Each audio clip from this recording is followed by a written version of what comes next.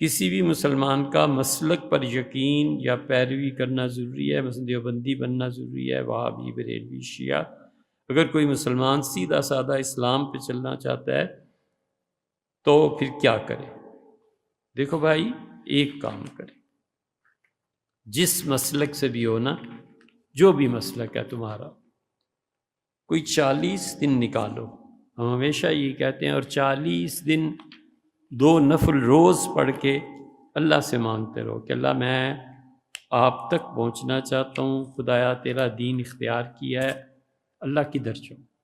ہمارا زمانہ بہت آزمائشوں کا ہے، اور یہ آزمائشیں ختم نہیں ہونی۔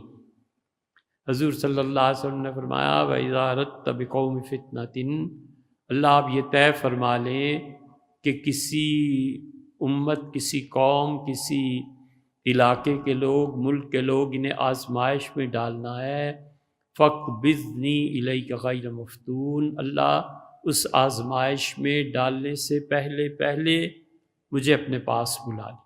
حضور صلی اللہ علیہ وسلم نے دیکھا کیا دعا سکھائی، یہ نہیں کہا کہ فتنے اور آزمائشیں ختم ہو جائیں گی، فرقے تو نت نئے بننے ہیں۔ فرمایا اللہ سے کہو اللہ مجھے آزمائش میں نہ ڈال، یہ تو سلسلے لمبے جاری رہیں گے، مجھے اپنے پاس بلا لیں۔